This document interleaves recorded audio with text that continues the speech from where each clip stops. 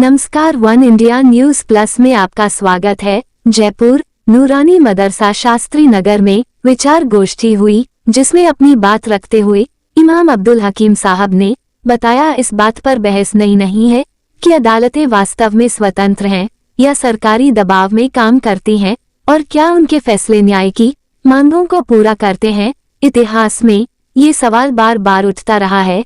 यह एक निर्विवाद सत्य है कि अदालतें उत्पीड़ितों के लिए अंतिम शरण स्थली बनी हुई हैं। फिर भी हाल के दिनों में मीडिया में खासकर अल्पसंख्यकों और उनके अधिकारों को केंद्र में रखकर जिस तीव्रता से इस विषय पर चर्चा हो रही है, उसकी तुलना अतीत में कम ही की जा सकती है।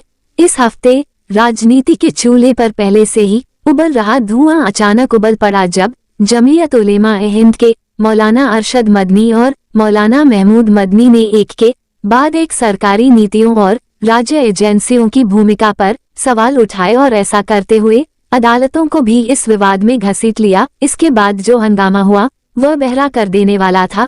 कोई खुद को मुश्किल से सुन पा रहा था और हर विचारशील पर्यवेक्षक सोच में पड़ गया, ये दिल से उठता है या आत्मा से? ये धुआं कहाँ से उठता है?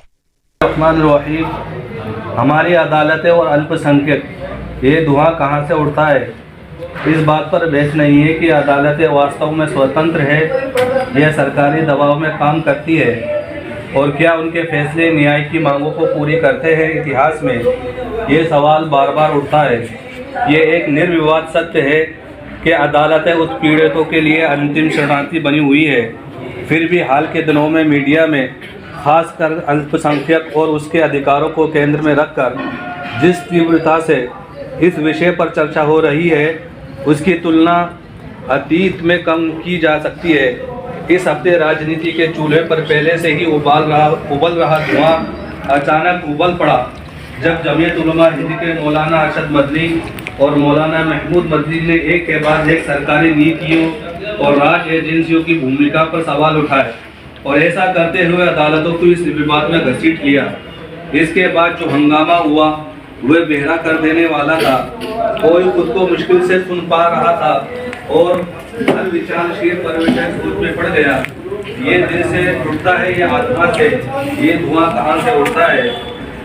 इन सज्जनों ने वास्तव में क्या कहा, उनकी बातों को कैसा समझा गया और उनके प्रश्न उचित थे या अनुचित, इन सब बातों को एक तरफ रखते हुए महत्वपूर्ण बात यह है, ऐसी बहस से किसे लाभ होगा, इसके क्या परिणाम होंगे, ये शिक्षित वर्ग पर क्या प्रभाव डालेगा और यदि संवैधानिक संस्था विशेषकर न्यायपालिका में जनता का विश्वास कमजोर होता है तो आगे क्या होगा?